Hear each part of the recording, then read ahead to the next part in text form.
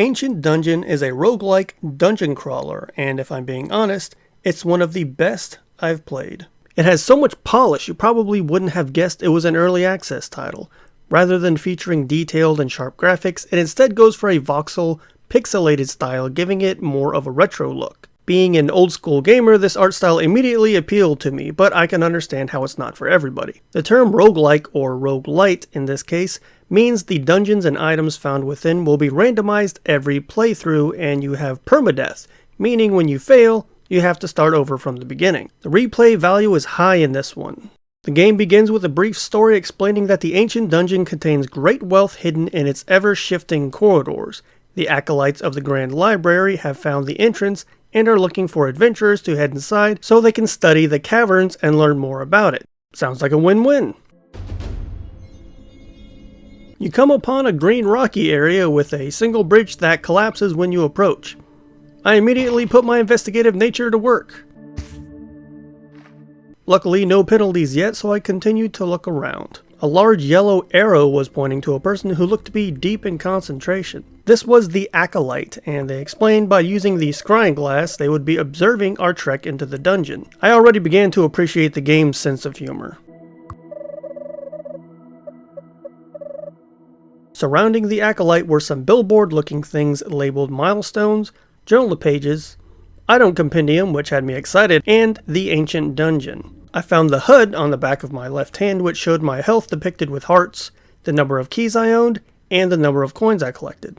The blacksmith was around the corner who didn't seem to acknowledge our presence at first, but he seemed nice enough and warned us to be careful. I noticed a sparkling anvil that prompted a text box with 3 question marks, which told me that I hadn't unlocked whatever this was yet. I found the last inhabitant of this area, who appeared to be some homeless guy, but apparently was an adventurer like myself, just without the eagerness and adventuring. Not sure if this grave behind him had anything to do with it. A sign next to the dungeon entrance indicated that no adventurers had entered and none had returned. I like those odds. Before heading into the dungeon, I took one last look around the starting area and found a ladder. The climbing felt really nice and natural. I noticed there was a lot of empty space in the upper area, so I hope as I play through the game, it gets filled with more people or interactive stations. I accidentally bumped into a box causing it to shatter, so it was time for more investigation.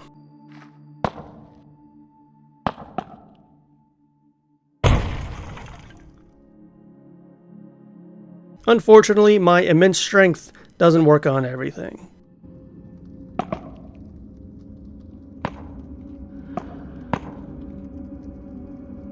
I approached the entrance and a menu popped up allowing me to prepare for my journey by selecting either a sword and knife or what looked like a crossbow that was unavailable. There was a normal difficulty and a locked difficulty. In the top corner was a picture of a die that allows you to customize your dungeon experience by adding modifiers. If you choose this mode, you cannot receive achievements or lore pages. Time to head inside.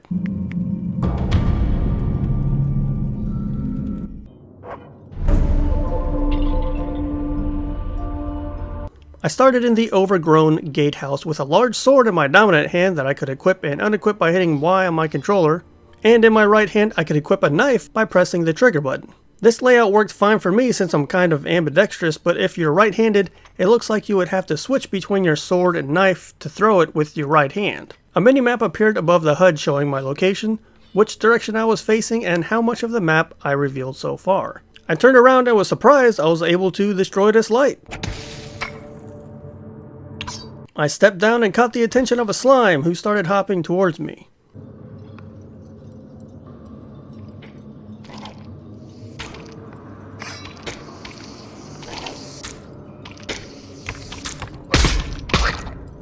First battle down.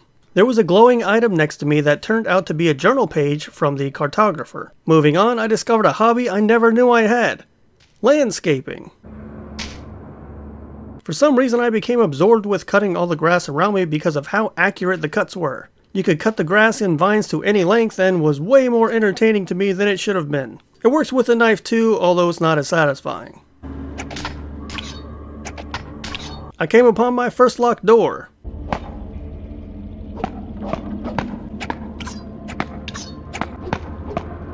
And decided to move on. You know that feeling in Super Mario Bros. Or Crash Bandicoot where you have to break every brick or crate you come across? Ancient Dungeon gives you that in the form of boxes, jars, bookshelves, and tables. They are everywhere and contain coins, keys, and sometimes health items. After I had my fill of destruction, I was surprised to find out the unlocked doors open on their own. And that's where I met my first real threat, the zombie thing.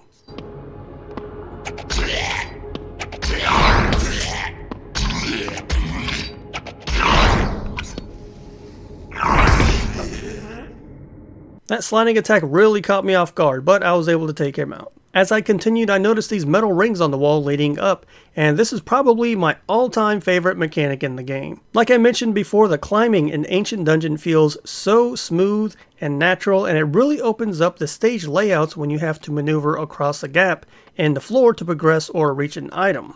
Like this next journal page from the Scholar.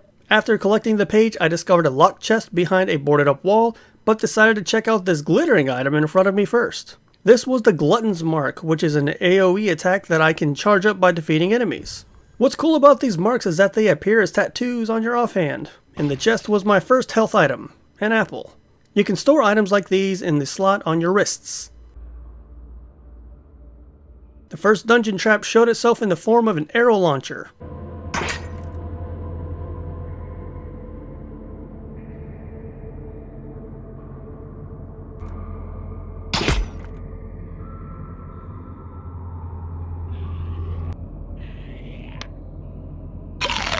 That apple came in handy, and I discovered another really neat mechanic of Ancient Dungeon. Along with your sword, you apparently also have a shield.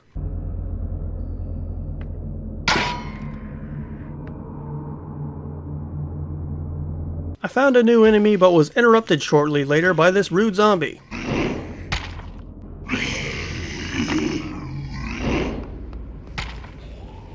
I wanted to show him how it was done. Then his friend caught me.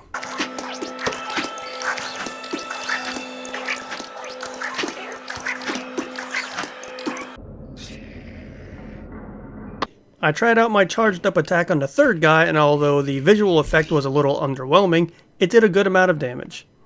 I started to notice how nice the enemy animations were at this point. I came upon a room which locked me in with 3 new friends who I greeted as any good friend would do.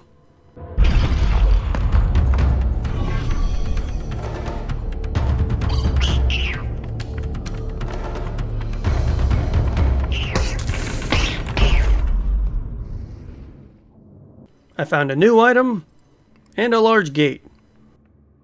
Before entering, I had more rooms to explore, so I turned around for now. I ran into a shop, and the owner, who did not make me feel welcomed at all, was selling a few items. There was also a machine you could smack to exchange your gold for keys. I cleaned up his store.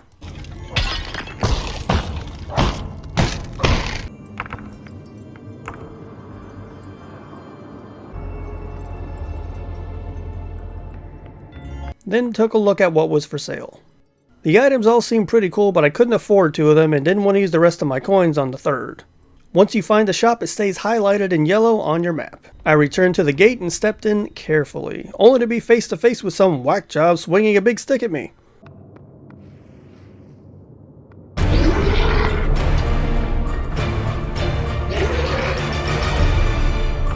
I was able to sidestep him pretty easily and kept my distance with my knife, but I didn't want to fight him like that, so I went in for a sword strike.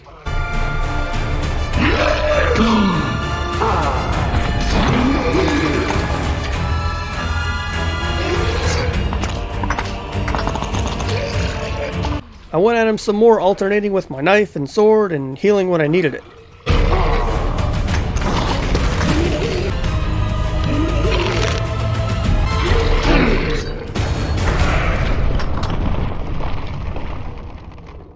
First boss down. I entered the new area and had a couple rewards waiting for me. I got the engagement ring and came to a realization. This game was like Binding of Isaac. This new area was the Infested Dungeon. I collected my second journal page from the cartographer and noticed a save icon. When you complete a section of the dungeon, the game allows you to save and continue later. The enemies seemed immediately more aggressive in this new area.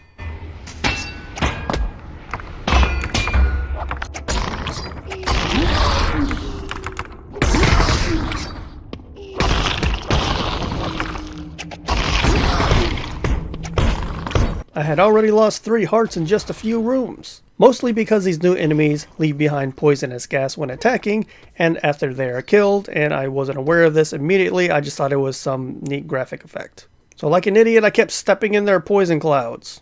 It didn't take long for them to get the better of me, and I was finally met with my first game over.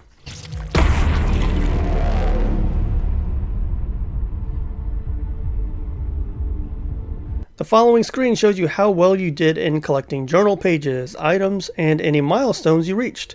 It also shows how much insight the Acolytes of the Grand Library got from your journey. Speaking to the Acolyte afterwards unlocks the research board where you can use your insight points to gain perks like seeing cracks in walls or unlocking devil statues you can make deals with by sacrificing your hearts. I took a quick look at the journal and item boards to see what I discovered in my last run and gave the dungeon a couple more tries. Doing much worse than my first run through.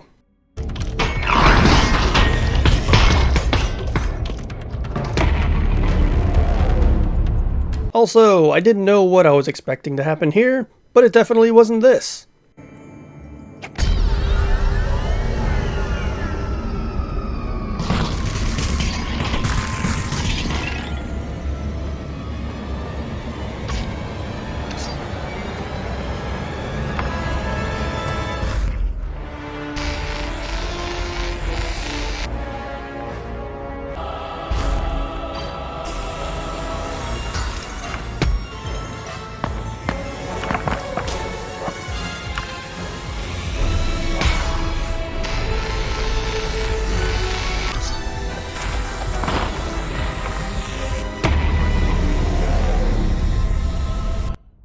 I'm not even mad. These are the kind of things that keep me coming back to Ancient Dungeon. I don't get too discouraged when a run is cut short because I know the next time I give it another shot, it's going to be a completely new experience. With the plethora of items and journal pages to collect and new enemies popping up, it's easy to see why this game is at the top of a lot of people's lists when it comes to dungeon crawlers. I love the physics of this game. Even with its blocky look, the physics add a sense of realism while exploring, allowing you to knock over items with gravity affecting them as you expect it would in real world. This combination of physics and smooth gameplay are what separate Ancient Dungeon from the other games of this type, and the immersion really stands out. You can feel the amount of fine-tuning and how much hard work the developer put into this. If you're looking for a game that will keep you busy for a while and make you feel like you're actually adventuring in a dangerous cave looking for loot, definitely pick up Ancient Dungeon.